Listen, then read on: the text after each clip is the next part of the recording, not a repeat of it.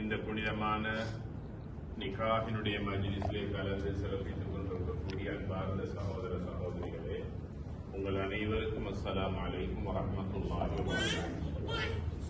அல்ஹம்துலில்லாஹ்.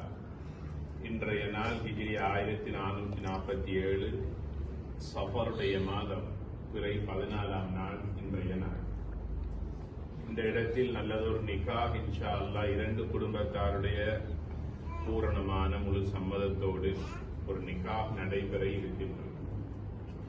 நபிகள் நாயகம் ஸல்லல்லாஹு அலைஹி வஸல்லம் அவர்கள் தன் வாழ்க்கையில் திருமணம் நிகாஹ் முடித்து பல பிள்ளைகளை பெற்று இந்த சமூகத்தினருக்கு நல்ல சந்ததிகளை வாழ வைத்து விட்டு சென்றவர்கள்.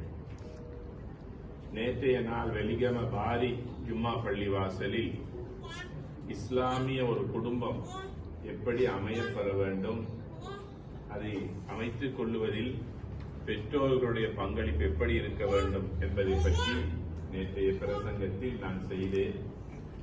அதில் ஒரு சிறு விடயத்தை இந்த இடத்திலே நான் உங்களுக்கு நினைவூட்டுவதற்கு விரும்புகிறேன். இப்ராஹிம் அலைஹிஸ்ஸலாம் அவர்கள் நிக்காஹ் முடிப்பதற்கு தயாராகிக் கொண்டிருக்கிற போது அல்லாஹ்விடத்தில் ஒரு துஆவை கேட்டார்கள். அந்த துஆ இந்த இடத்திலிருந்து செல்லக்கூடிய நீங்கள் அனைவரும் உங்களோட கல்வில மனசில் எடுத்துக்கொண்டு போகணும். என்னுடைய குடும்பம், மை ஃபேமிலி, என் மனைவி, என் பிள்ளைகள் எல்லோரும் நன்றாக வாழ வேண்டும் என்று நாம் எல்லோரும் விரும்புகிறோம். அதற்காகத்தான் உழைக்கின்றோம், அதற்காகத்தான் சம்பாதிக்கின்றோம். இவ்வளவு கஷ்டங்கள் சிரமங்கள் எல்லாம் என் குடும்பம் நல்லா வாழணும் என்பதற்காக. அந்த முயற்சி கவலைகள் இருந்தால் மாத்திரம் போதாது. அல்லாஹ்விடத்தில் நாங்கள் துஆவும் கேட்க வேண்டும். அந்த துஆவை இப்ராஹிம் அலைஹிஸ்ஸலாம் கேட்டார்கள். ரப்பனா ஹப் லனா மின் அஸ்வாஜினா வ ذُرِّيَّاتِنَا قُرَّةَ أَعْيُنٍ وَاجْعَلْنَا لِلْمُتَّقِينَ إِمَامًا. ஒரு அருமையான கருத்துள்ள ஒரு துஆ. யா அல்லாஹ், என்னுடைய மனைவி எனக்கு ஒரு சாலிஹான கண்குளிர்ச்சியான மனைவியாக தருவாயா. எனக்கு பிறக்க இருக்கின்ற பிள்ளை செல்வங்களை கண்குளிர்ச்சியாக அல்லாஹ்வுக்கும் ரசூலுக்கும் பெற்றோருக்கும் கட்டுப்பட்டு வழிபட்டு வாழக்கூடிய பிள்ளை செல்வங்களா எனக்கு தருவாயாக என்று கேட்டுவிட்டு இறுதியாக ஒன்றை கேட்டார்கள். வஜஅல்னா லில்முத்தகீன இமாமா.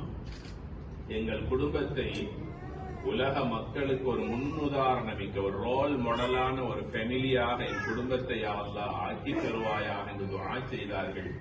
அவர்கள் கேட்டவற்றை அல்லாஹ் கொடுத்தான். அவர்கள் வாழ்ந்து மரணித்தின்ற 5000 ஆண்டுகள் கழிந்து விட்டும் கூட அன்னாருடைய குடும்பத்தை பற்றி இந்த இடத்தில் நாம் பேசிக் கொண்டிருக்கிறோம். ஆக திருமணம் என்பது நான் பிறந்தேன், வாழ்ந்தேன், வளர்ந்தேன், மரணித்தேன் என்பதல்ல வாழ்க்கை. எனக்கு பின்னாலும் என் பெயர் சொல்லக்கூடிய அளவுக்கு என்னுடைய பெயரை இந்த பூமியிலே 4 பேருக்கு மத்தியிலே இன்னாருடைய பிள்ளை, இன்னாருடைய பேரன், இன்னாருடைய குடும்பத்தை சார்ந்தவர் என்று 4 பேர் என்னை பற்றி பேசுகின்ற அளவுக்கு இந்த பூமியில என்னுடைய துர்ரியா சாலிஹா, நல்ல குட் ஜெனரேஷன், நல்ல பரம்பரையை இந்த பூமியிலே நான் வாழ வைத்துவிட்டு நான் இந்த உலகத்துக்கு நான் சலாம் சொல்லுவேன் இருந்தால் நிச்சயமாக என்னுடைய வாழ்க்கை ஒரு அர்த்தம் உள்ளதாக இருக்கும். நான் மரணித்தாலும் மக்கள் மனங்களில் நான் எப்போதும் வாழ்ந்து கொண்டிருப்பேன். எனவேதான் நபிகளார் ஸல்லல்லாஹு அலைஹி வஸல்லம் சொன்னார்கள், ஃபன்கிஹூ மா தனாகஹூ வ தவாலது. திருமணம் நிக்காஹ் செய்து கொள்ளுங்கள், அதனால் அதிகமான பிள்ளைகளை பெற்றுக் கொள்ளுங்கள். ஒவ்வொரு பிள்ளையுடைய துஆவும் உங்களுக்கு கிடைக்கின்ற போது உலகத்தினுடைய வாழ்விலும் அல்லாஹ் தஆலா உங்களுக்கு கண்ணியத்தை தருவான். ஆகிராவுடைய வாழ்க்கையில் ஒவ்வொரு பிள்ளையும் உங்களுக்காக ரப்பிர்ஹம்ஹுமா கமா ரப்பயானி ஸகீரா, யா அல்லாஹ் என் தாய்க்கும் தகப்பனுக்கும் நீ ரஹ்மத் செய்வாயாக என்று பல பிள்ளைகள் நமக்காக துஆ செய்கிற போது அந்த பிள்ளைகளை பெற்ற பெற்றோர்களுடைய சொர்க்கத்துடைய வாழ்வு மிகவும் உயர்ந்ததாக, தரஜாக்கள் கூடியதாக இருக்கும். அதனால் திருமணம் முடித்து நீங்கள் பிள்ளை பாக்கியங்களை பெற்றுக் கொள்ளுங்கள் என்று சொன்னார்கள் நபிகளார் ஸல்லல்லாஹு அலைஹி வஸல்லம் அவர்கள். ஆக கண்ணியத்திற்குரிய சகோதர சகோதரிகளே, இந்த இடத்திலே ஒரு நிக்காஹ் இன்ஷா அல்லாஹ் நடைபெற இருக்கக்கூடிய இந்த சந்தர்ப்பத்திலே இந்த துஆவை நாம் ஓதிக்கொள்ள வேண்டும். ரப்பனா ஹப் லனா மின் அஸ்வாஜினா என்ற துஆ நம் ஒவ்வொருவருடைய குடும்ப வாழ்வும் அவர்களுடைய ஃபியூச்சர் லைஃப் சிறந்ததாக அமைவதற்கு இந்த துஆ ஒரு பிரதான காரணமாக அமையும். அதே நேரத்தில் இந்த புதுமண தம்பதிகளுடைய வாழ்க்கையிலும் அல்லாஹு தஆலா குழந்தை பாக்கியங்களையும் செல்வத்தையும் நிறைவான பரக்கத்துகளையும் அல்லாஹ் கொடுத்து நீண்ட ஆயுளை கொடுத்து சந்தோஷமாக வாழக்கூடிய பாக்கியத்தையும் அல்லாஹ் கொடுத்தருவானாக. இறுதியாக வந்திருக்கக்கூடிய நாம் அனைவரும் இந்த புதுமண தம்பதிகளுடைய வாழ்க்கை சிறப்பாக கைராக பரக்கத்தாக மகிழ்ச்சிக்குரியதாக அமைய வேண்டும் என்பதற்காக நாம் ஒவ்வொருவரும் மனதார அவர்களை வாழ்த்தி அவர்களுக்காக பிரார்த்திக்க வேண்டும். பாரக்கல்லாஹு லக வ பாரக அலைக வ ஜமஅ பைனகுமா ஃபீ கைர். அல்லாஹ் உங்களுக்கும் உங்கள் மனைவிக்கும் பரக்கத் செய்வானாக என்ற துஆ நபிகளார் ஸல்லல்லாஹு அலைஹி வஸல்லம் அவர்கள் திருமணம் முடிக்கின்ற இந்த புதுமண தம்பதிகளுக்காக மனதார வாழ்த்தி பிரார்த்தித்தார்கள். இந்த உலகத்தில் உங்களை கணவன் மனைவியாக அல்லாஹ் எப்படி ஒன்று சேர்த்தானோ அதே போல நாளை சொர்க்கத்திலும் உங்களையும் உங்கள் மனைவியையும் உங்கள் பிள்ளை செல்வங்களையும் குடும்பமாக உலகத்தில் ஒன்று சேர்த்து சந்தோஷமாக நீ வாழ்ந்ததை போல சுவன வாழ்க்கையிலும் அல்லாஹ் ஒன்று சேர்ப்பானாக என்றது அவருடைய கருத்துள்ள துஆ.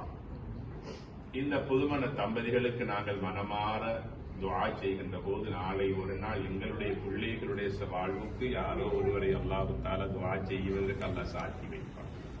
இந்த துஆவை நாம் எல்லோரும் அவர்களுக்காக துஆ செய்து கொடுப்போம்.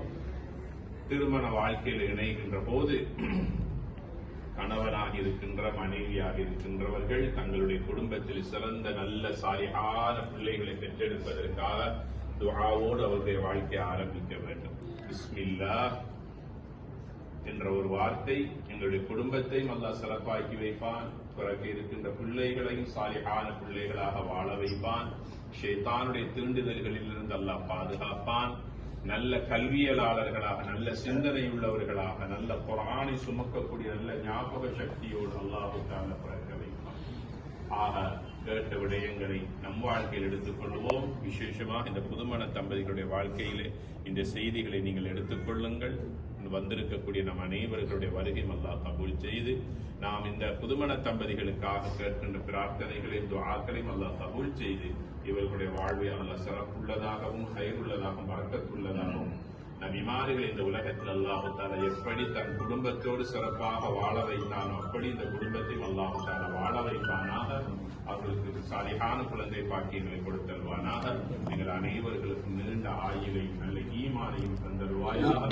எங்களிலே இருக்கின்ற நோயாளிகளுடைய நோய்களை குணப்படுத்தி இறைவா நம் அனைவருடைய உடலில் நல்ல ஆரோக்கியத்தை தந்தருவாயாக. وآخر دعوانا الحمد لله رب العالمين والسلام عليكم ورحمة الله وبركاته.